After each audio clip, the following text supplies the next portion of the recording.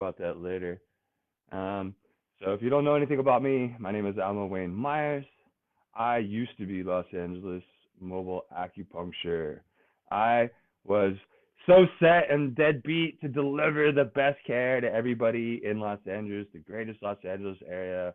And I was trying to bring all my friends on board, all these other amazing acupuncturists I know, so that we could be a more perfect union, so that we could combine our forces together and do great things. Because one person by himself can't do a whole lot. But when you form a community and they work together towards a goal, you get a lot more done. So I started forming a community of people. It was not perfect. I had no idea what I was doing trying to run a business. I just knew we were great acupuncturists and we had to try something. So we got together, we did the best we could, and eventually it took a while, but it got up and running. And by the time I got it up and running, I was so stressed out from doing pretty much more than I could handle. I'd hired a few assistants to help out with billing and phones and all these other things, but I just wasn't really prepared for the amount of work and everything else that was involved in running a business by myself with no background in business. So I had no real support from my friends and my family. Nobody knew how to run a house call business. Everybody's like, get an office. So I just kept doing and researching and trying to figure out the best way to deliver care to people in a way that everyone else had forgotten about. So I brought back house calls, but at the same time, I stressed myself out so much. In the process, I developed epilepsy, and I also got a viral meningitis and ended up having a subarachnoid stroke. So at some point, I completely lost my mind. I lost some memories. I was begging for help, screaming for help, lashing out. Just, people thought I was crazy for, everything I was going through. And honestly, I was crazy for everything I was going through. It was freezing at 100-degree weather. I'm wearing a scarf and I've got earmuffs on everywhere I go. Just at the doctor's office, I was 93 degrees, and they didn't believe I was that cold, but I was cold everywhere.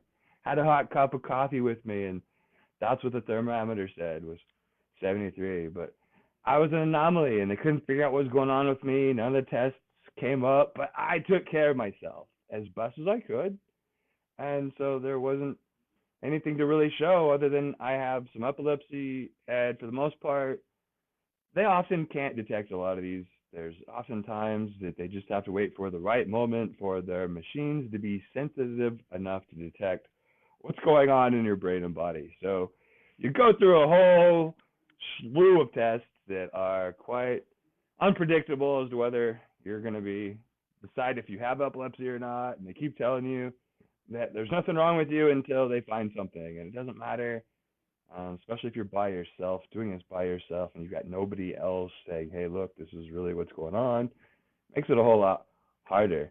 So you need to make sure that you're documenting everything that's going on with you, because that's how you talk to your doctors, and that's what's the important part of what's going on with epilepsy. So you need to know what's going on with yourself. This is the huge part, so you can talk to the doctors about what's going on with you. So when I was trying to talk to my doctors and say, hey, look, I'm an acupuncturist, I have epilepsy, I'm having seizures, try to meditate. And the best advice I got from my neurologist was that I should meditate more and I should go get acupuncture, because honestly, he was right. I didn't like his answer because I wanted something else. I wanted the drugs to work. I wanted there to be something more for me than just saying that I needed to go do self care and holistic medicine. That there was some easy button for me, because the whole process was definitely not easy. And I know if you're going through this too, it is not easy. If you're just starting out, it's not easy. It sucks. That's why I call it epilepsy hell. The whole fact that your life is upside down, that you have no idea what to do, your days are taken away from you, you're losing time, you're in pain, it feels like you've been hit by a truck. I mean, seriously, just there's no words to describe the whole process of what you're going through. So when you're trying to talk to other people about it, they are never going to understand unless they've had a seizure. It's just how it works. You can't explain this to anybody who hasn't experienced it. You have people that have watched other people go through it so they can understand what it looks like, but you'll never understand unless you've gone through it. So